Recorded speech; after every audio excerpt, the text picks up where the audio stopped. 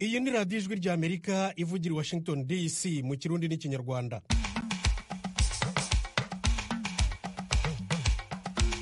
Nshuti banywanyi, bwakeye neza, ikaze kuri radiyo yanyu. Mu Rwanda muratwumvira kuri FM 104.3, naho mu Burundi ni ku mirongo migufi kuri metero 25, 31 na 41. Ibikorwa bya muntu biri ku isonga mu byongera umwuka mubi wonona ikirere. Ingamba za leta zirimo kurwana no kugabanya imodoka, ibinyabiziga bikoresha ingufu zituruka kuri mazutu cyangwa kuri peteroli, kubera ko tuzi ko ibi byose biranduza umwuka, byanduza n'ikirere muri rusange. Juliette Kabera ni umuyobozi mukuru wa REMA, ikigo cy'igihugu gishinzwe kubungabunga ibidukikije mu Rwanda. Mu Rwanda kandi urubanza rw'abantu baregwa ibyaha by'iyicarubozo muri gereza ya Rubavu rwaraye rutangiye kuburanishwa mu mizi yarwo. Ibicuruzwa bikomoka ku buhinzi muri Uganda yohereza rero mu Burusiya biragenda byiyongera, naho Leta Zunze Ubumwe za Amerika irateganya guhorera by'intangarugero abasirikare bayo 3 biciwe muri Yordania. Amakuru arambuye ni mu kanya gato cyane, ntimujye kure, muri kumwe na Thomas Kamirindi.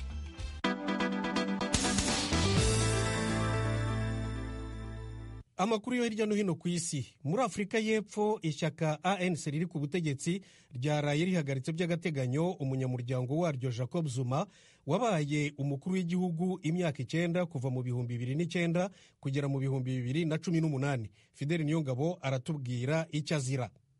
Umunyamabanga mukuru w'umugambwe ANC Fikile Mbalula niwe yatangaje iyo ngingo ejo ku munsi wa mbere. Yavuze ko inyifato ya Zuma hamwe n'abandi ciye kubiri n'imico hamwe n'imigambi y'umugambwe ANC ko kubera izo mvo bazokwisanga bari hanze y'uwo mugambwe. Iyo ngingo yari yitezwe n'abantu benshi, izobonwa nk'ikimenyetso cyo kutumvikana mu mugambwe ANC imbere y'amatora rusange azoba muri uyu mwaka, aho vyitezwe ko uwo mugambwe uzotakaza amajwi. Jacob Zuma yakuwe ku butegetsi kubera ibirego vya ruswa ntagicana uwaka n'abagize umugambwe yigeze kuyobora. Mu kwezi kwa12 mu mwaka urangiye w'2023 yaratangaje ko azokwiyamamaza ku giti c'umugambwe mushasha Umukonto Wesizwe witiriwe icahoze ari ishami rya gisirikare ry'umugambwe ANC mu kiringo c'urugamba rwo kuyikurako intwaro karyanisha imiryango ya apartheid. Umunyamabanga mukuru w'umugambwe ANC Fikile Mbalula yatangaje ko uretse kwirukana Zuma mu mugambwe ANC, uwo mugambwe ushobora kuzomwitwarira muri sentare ijejwe amatora kugira uwo mugambwe wemejwe ufutwe. Vyongeye umugambwe ANC uzorondera kugarura icivugo cawo Zuma yiyitiriye. Minisitiri w'intebe w'Ubutaliyani Giorgia Meloni arasaba Afurika ubutwererane bushyashya burimo guhagarika ko abimukira bakomeza kujya mu Burayi banyuze inzira z'amagendu. Byari mu nama y'abakuru b'ibihugu bya Afurika n'Ubutaliyani yaraye irangiye i Roma. Fidel Niyonga barakomeza. Mu vyo yashikirije mu nama y'umunsi umwe yabaye kuri uyu wa mbere, Meloni yashikirije imigambi itari mike, akaba yemeye gutanga mu ntango imiliyaridi 5 y'amadolari. Meloni yatangaje ko bemera ko kugirana imigenderanire mishasha n'umugabane wa Afurika hamwe no gukorana nk'abangana ari ibintu bishoboka. Hari mu ijambo ryiwe ryo kugurura inama y'abategetsi barenga 10 bo ku mugabane wa Afurika n'umuryango w'ubumwe bw'Uburaya. Yamara imigambi Meloni yashikirije ntiyakiranywe n'igishika cinshi na bamwe mu bari bitavye iyo nama. Musa Faki Mahamat ayoboye umuryango w'ubumwe bwa Afurika yatangaje ko yari kuba yishimye ko abategetsi b'umugabane wa Afurika bagishwa inama ubwa mbere. Ari kumwe n'umushikiranganje wa mbere w'Ubutaliyano Giorgia Meloni, Musa Faki Mahamat yavuze ko igihe kigeze cy'uko amajambo yama yavuzwe ashirwa mu bikorwa. Yavuze ko badashobora kubandanya bashimishwa n'imihanga itangwa yamara kenshi idashirwa mu bikorwa. Muri rusange ibihugu 45 vyo ku mugabane wa Afurika vyari vyaserukiwe n'abategetsi batandukanye. Abantu barenga 50 barimo abasirikare 2 bo mu ngabo z'amahoro za Loni barishwe mu mpera z'icyumweru gishize mu bitero byabereye ku mupaka wa Sudani ya ruguru na Sudani y'Epfo. Fidel Niyongabo.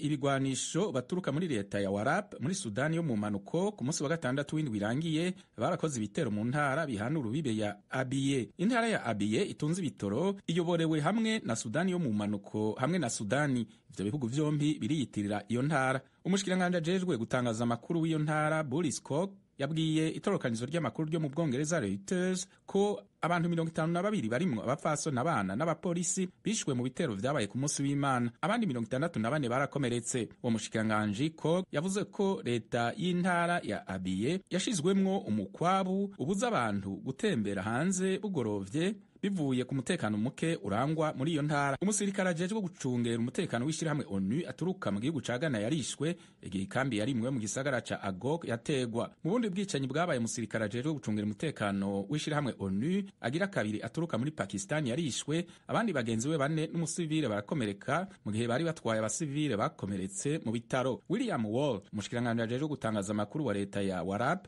yatangaje ko leta yiwe izokorera hamwe itohoza na leta y'intara ya Abyei. Sosiyete igurisha ibintu mu cyamunara yitwa Gense yo mu mujyi wa New York hano muri Leta Zunze Ubumwe za Amerika yahagaritse kugurisha ibintu bigera kuri 70 bya Nelson Mandela yakoreshaga igihe yarakiri muzima. Fidel Niyongabo. Ico cyamunara cyarahagaritswe gihutihuti atansiguro itanzwe. Iyo ngingo yafashwe kubera abanyagihugu muri Afrika y'Epfo basemereye bavuga ko batanejerejwe na gato n'iyo ngingo yo kugurisha ibintu Nelson Mandela yakoresha imbere ko yitaba Imana. Makaziwe Mandela, umukobwa mukuru wa Nelson Mandela, yari yateguye gutunganya icyamunara cy'ibintu Mandela yakoresha birimwo utwuma twamufasha neza kumva yambara mu matwi, inkoni zamufasha gutambuka hamwe n'amarori yamufasha gusoma. Ico cyamunara cari gitekanijwe ku itariki 22 y'ukwezi kwa kabiri. Makaziwe Mandela yari afise imigambi yo gukoresha amafaranga avuye mu igurishwa ry'ivyo bintu kugira afashe kubungabunga ikibanza kiri hafi y'aho Mandela yashinguwe. Umushikiranganje ajejwe ibintu ndangamico wa Afrika y'Epfo Zizi Kodwa yatangaje ko guhagarika icamunara vyari bikenewe kubera Nelson Mandela ari kandi akiri umuntu akomeye cyane mu mateka ya Afrika y'Epfo. Kodwa yatangaje ko bategerezwa kubungabunga iragi rya Mandela no kubona ko ivyo yaranguye mu gihugu bigumaho kugwaruka rwa kazoza. Umwuzukuru wa Nelson Mandela Ndaba yabwiye ibinyamakuru bitari bike vyo muri Afrika y'Epfo ko atarashigikiye na gato igurishwa icamunara ry'ibintu sekuru wiwe yakoresha igihe yari akiri muzima.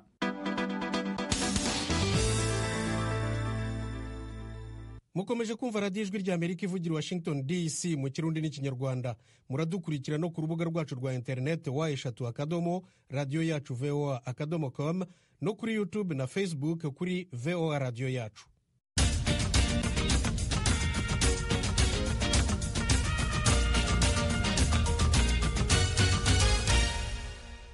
Amakuru mu biyaga bigari. Mu Rwanda abantu 18 baregwa ibyaha by'icarubozo muri gereza ya Nyakiriba baraye batangiye kuburana mu mizi mu rukiko rwisumbuye rwa Rubavu mu ntara y'Uburengerazuba. Eric Bagira ubusa yarahatubereye. Iburanisha ryo kuri uyu wa mbere mu rubanza rw'abagabo 18 baregwa ibyaha by'iyicarubozo muri gereza ya Nyakiriba ryatinze cyane kuri bwana Ephraim Gahungu wayoboraga iyo gereza ndetse na Emmanuel Byinshi wari ukuriye abandi bafungwa muri iyo gereza. Ubushinjacyaha burega Gahungu kutamenyekanisha icyaha cy'ubugome no kubikitso mu cyaha cyo gukubita no gukomeretsa ku bushake byabyaye urupfu. Gahungu aregwa ko umufungwa Etienne Gahanze wari muri kasho ya wenyine kubera ibibazo by'uburwayi bwo mu mutwe, abandi bafungwa bamukubise yamara kunegekara bakamushyira mu mufuka bakamusubiza muri kasho nyuma kaza kuhagwa mu 2019. Ubushinjacyaha buvuga ko umuforomo wa gereza yemeje ko Agahanze yagejejwe mu buruhukiro bw'ibitaro ari umurambo. Uyu bukavuga ko nawe yari amaze kwica abandi bafungwa babiri kubera ibibazo by'uburwayi bwo mu mutwe.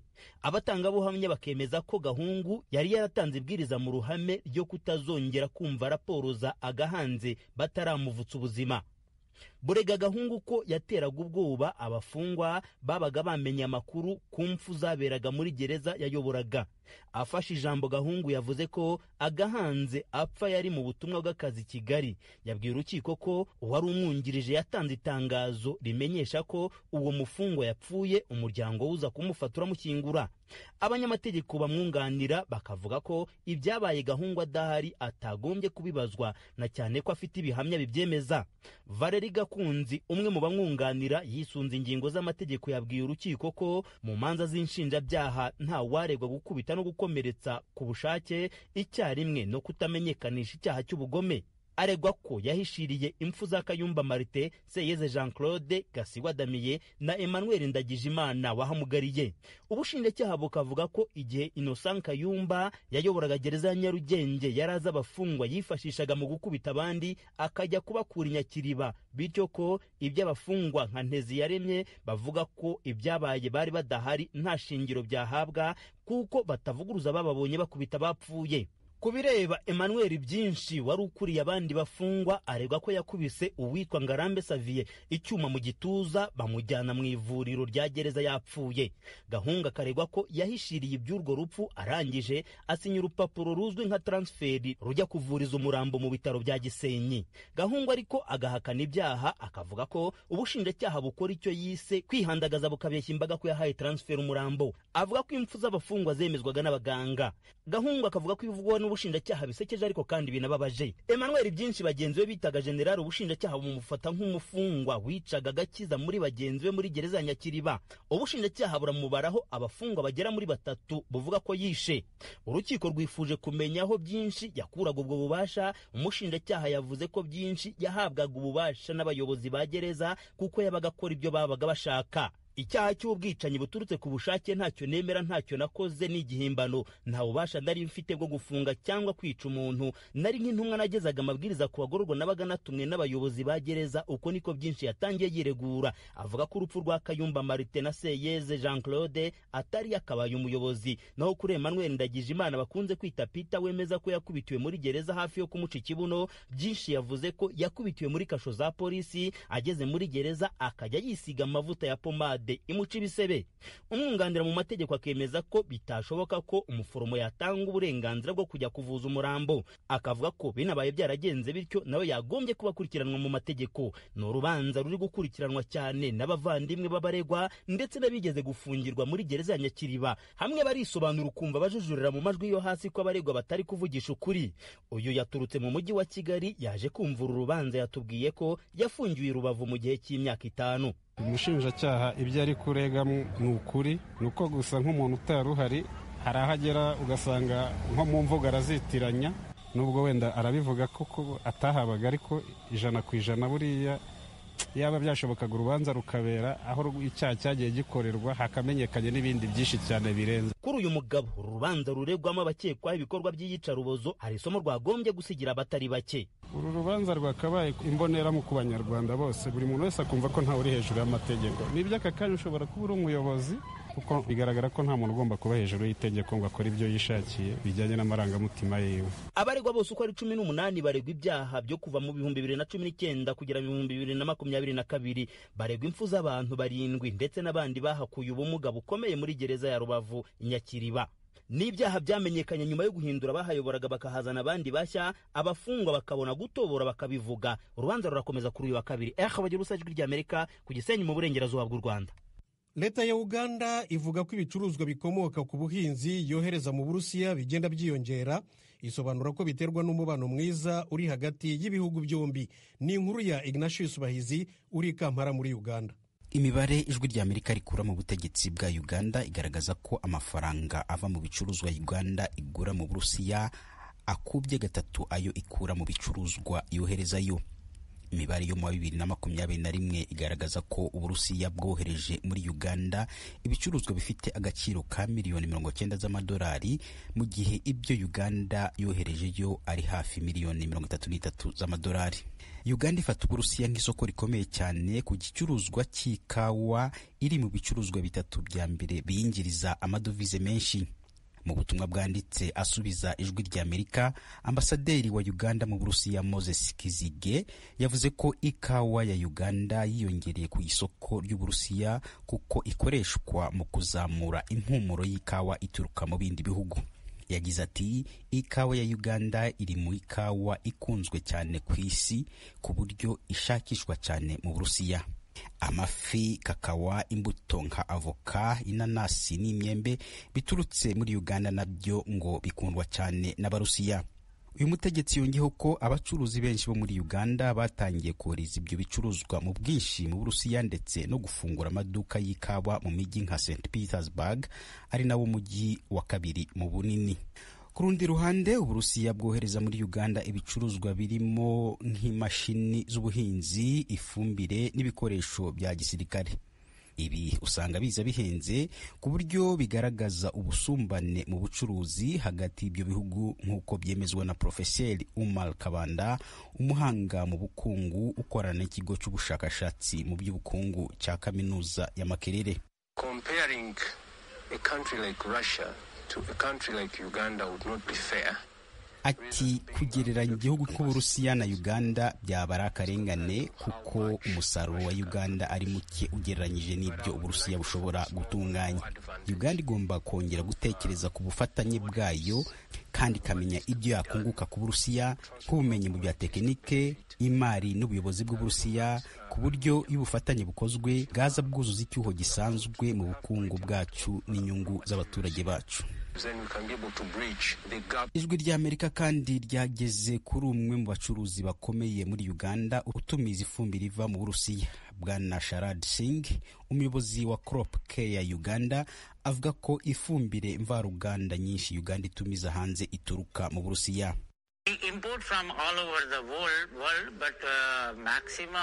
Ati dutumiza mu mahanga yose ariko ifumbire nyinshi ituruka mu Burusiya na Ukraine. Hafi 70 kugeza kuri 80% by'ifumbire mvaruganda ituruka mu Burusiya. Tunahakura ibindi bikoresho byinshi bishobora kuvangwa mu gukora ifumbire. 70% by'abanyayuganda ni abahinzi ariko bose siko bakoresha ifumbire mvaruganda. Bityo ifumbire nyinshi dutumiza ikoreshwa n'abahinzi b'ubucuruzi. Icyakora Profeseri Umar Kabanda avuga ko Uganda igomba kongera ubufatanye bwayo n'Uburusiya mu bindi bintu bitari ubucuruzi bw'ibihingwa gusa kuko bizatwara igihugu igihe kirekire kugira ngo habeho uburinganire hagati y'ibihugu byombi binyuze mu bucuruzi. We are an agricultural economy. Most of our people are farmers and Ati ubukungu bwacu bushingiye ku buhinzi. Abaturage bacu benshi ni abahinzi kandi benshi mu rubyiruko rwacu barangije amashuri ariko nta kazi bafite. Icy'ingenzi abayobozi bacu bashobora gukora mu mibanire n'Uburusiya ni ugushyira imbere ibintu bizatanga imirimo ku rubyiruko, kongera agaciro ku bicuruzwa by'ubuhinzi no kwibanda ku bindi bicuruzwa dushobora kugurisha mu Burusiya no gukoresha ubumenyi bwa tekinike kuva mu Burusiya mu nganda z'ibiribwa hamwe no gushaka abashoramari bashobora kongera agaciro ibiribwa mbere y'uko byoherezwa hanze. Mu biganiro abakuru b'ibihugu Yoweri Museveni wa Uganda na Vladimir Putin w'Uburusiya bagiranye umwaka ushize ubwo Perezida Museveni yarari mu Burusiya, bemeranyije ubufatanye mu bucukuzi bwa peteroli, kubaka ingufu za nucleaire, kongera ifumbire no kubaka inganda zikora imiti. Abayobozi bombi bavuze ko ubucuruzi hagati y'ibihugu byombi bwazamutse hejuru ya 5% guhera mu ntangiriro z'umwaka ushize. Museveni yasabye Perezida Putin gufasha mu kurwanya politike yo kohereza mu mahanga ibicuruzwa biva muri Afurika bidatunganije. Yarasabye ko Uburusiya bwafatanya n'ibihugu bya Afurika kugira ngo ibyo bintu bikenewe mu nganda zo hanze bije byongerwa agaciro mu bihugu bikomokamo. Nyuma y'inama y'abaperezida bombi mu kwezi gushize hano Kampala, ibihugu byombi byashize umukono ku masezerano yo kongera ikawa Uganda yohereza ku isoko ry'Uburusiya. Ikigo cya Uganda gishinzwe guhinga, kugenzura no gutunganya ikawa kivuga ko nyuma y'ayo masezerano ikawa yoherezwa mu Burusiya igiye kwiyongera hejuru ya 5%. Hashize imyaka 60 Uganda n'Uburusiya bifunguye ambasade mu bihugu byombi, kandi mu mahuriro menshi ku rwego mpuzamahanga Perezida Museveni ashyigikira ibitekerezo by'Uburusiya. Ignatius Sibahizi, Ijwi ry'Amerika, Uganda. Ijwi ry'Amerika, dusubire mu Rwanda. Ikigo cy'igihugu gishinzwe kubungabunga ibidukikije REMA kirakebura abakora ibivamo imyuka ihumanya ikirere irimo iratera indwara zinyuranye mu bantu. Ni inkuru ya Sumuta Kaboyi uri Kigali mu Rwanda. Mu cyegeranyo iki kigo giherutse gusohora kigaragaza ko hirya no hino mu bice binyuranye by'igihugu ibipimo byafashwe byerekana ko umwuka uhumekwa wangiritse. Ibipimo byakorewe ahantu 14 mu bice binyuranye by'igihugu bigasorwa na REMA bigaragaza ko mu bantu ibipimo 14 hasuzumwe 8 hose hari mu ibara ry'umutuku, bisobanura ko umwuka waho wangiritse. Muri iki cyegeranyo cyafashwe na REMA cyagaragaza ko ibice byapimwe n'umwuka wanduye harimo akarere ka Bugesera mu ntara y'Iburasirazuba, Bugeshi muri Rubavu mu burengerazuba bw'u Rwanda, Byimana, Huye mu majyepfo y'u Rwanda ndetse na Kirehe mu burasirazuba bw'u Rwanda. Muri iki cyegeranyo REMA igaragaza ko ahantu hatatu hari mu ibara ry'umuhondo, bisobanura ko umwuka wangiritse buhoro. Aho ni mu karere ka Gicumbi mu majyaruguru y'u Rwanda, Jari na Gacuriro mu mujyi wa Kigali. Iki cyegeranyo cya REMA cyerekana ko mu bipimo byafashwe mu duce 14 ahantu hatatu gusa ariho hagaragaye umwuka mwiza. Aho ni muri Kawangire na Nyagatare mu ntara y'Iburasirazuba ndetse na Rubavu ku kiyaga cya Kivu ni mu burengerazuba bw'u Rwanda. Umuyobozi mukuru w'ikigo cy'igihugu gishinzwe kurengera ibidukikije REMA, Juliette Kabera, yabwiye Ijwi ry'Amerika uko u Rwanda rwashyizeho uburyo bw'ikoranabuhanga bugenzura bukanatanga amakuru y'ako kanya ku buziranenge bw'umwuka. Uyu muyobozi asobanura ko ubwo buryo bwashyizwe kuri sitasiyo 26 ziri hirya no hino mu gihugu. Iryo koranabuhanga rigaragaza ibihumanya umwuka, kandi byinshi muri byo uyu muyobozi agasobanura ko biva mu bikorwa bya muntu. Igihe cyose imodoka isohora umwotsi w'umukara ni ukuvuga ko wanduye. Hari abantu bafite imico mibi yo gutwika imyanda, ibyo nta handi bijya, bihita bisakara muri ako gace kose.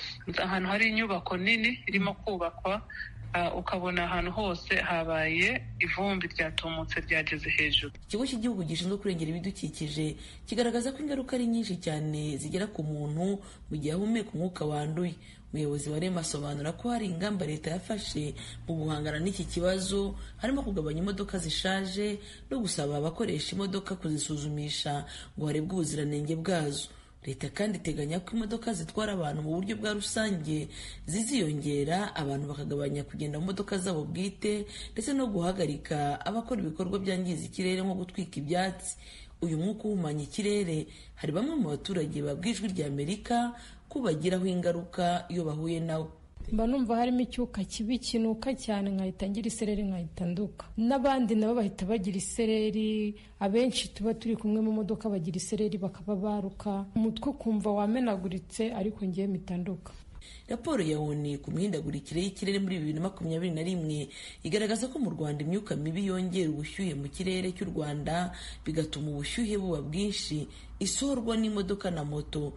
Ubushakashatsi bwakozwe na REMA bugatangazwa muri 2017 nabwo bwerekana ko imyotsi isohorwa n'ibinyabiziga iza ku isonga mu bihumanya umwuka mu mujyi wa Kigali.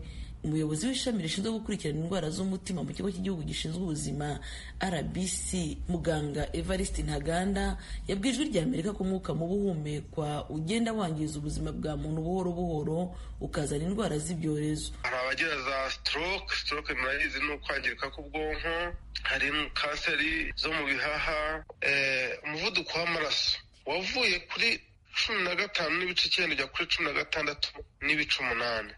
Ariko twajya tukareba tugasanga mu biwutera harimo n'uwo mwuka utameze neza. Umwaka ushize nibwo leta y'u Rwanda yatangaje ko bitarenze mwaka 2030 u Rwanda ruzaba rwagabanije 38% ku myuka ihumanya ikirere. Ibyo bikazatwara miliyari 11 z'amadolari y'Amerika. Aya mafaranga leta isobanura ko azifashishwa mu bikorwa byo kugabanya imyuka yangiza ikirere. Umuyobozi wa REMA agaragaza ingamba igihugu cyafashe mu guhangana n'iki kibazo.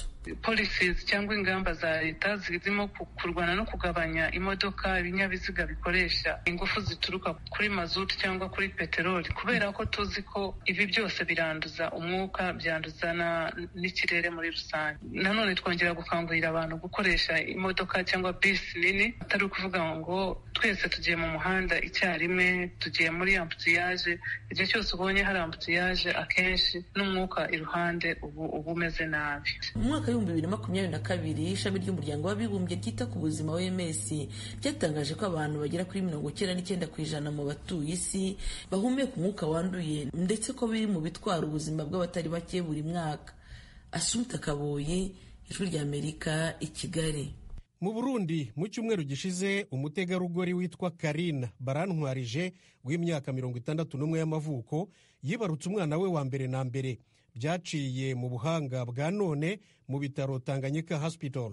Umwana ni umuhungu, yavutse afite ibiro 2 n'amagarama 7. Muganga Innocente Irakoze wafashije kandi wakurikiranye Barantwarije igihe cyose cyo gusama no gutwita, yavuganye na mugenzi wacu Oriane Itangishaka. Ego, iyo nkuru niyo umukenyezi yari afite imyaka 61 mbere yibarutse. Ego, none ubwo buhinga bwa none twumva bwakoreshejwe, mwotubwira muri make ubwo ari bwo ingene bukora?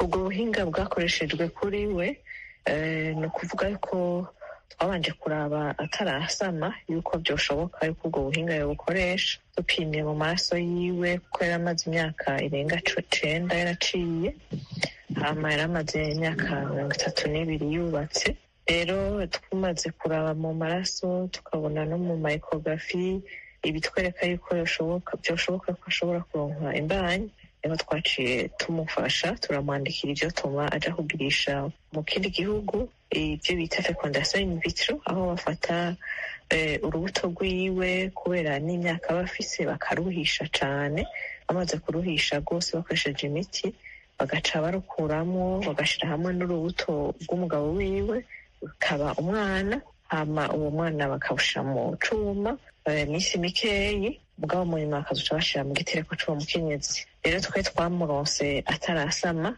turabona ko bishoboka ko yogerageza ubwo buryo, aragenda arabugerageza hama acagaruka afise imbanyi, turamukurikirana, niho rero ejo yibarutse afise imyaka 61. Nk'uko bivuze hari ibintu vyasabwa kugira ngo mumenye niba ashobora kuronka ayo mahigwe. Abantu bikundira baba bafise ayo mahigwe, mwotwongera mukatubwira nibihe bintu biba biri mu maraso canke bisabwa mu buzima bwiwe mu magara yiwe kugira ngo ashobore kuronka ayo mahigwe? Ibintu bisabwa ni icambere, hari ibipimo mu maraso, ikintu twita AMH, nico twaravye, ico citwa AMH mu bisanzwe umukenyezi kugira ngo tuvuge ko yoshobora gusama n'imiburiburi abafise ikingana n'ubusa n'ibice 2 birenga.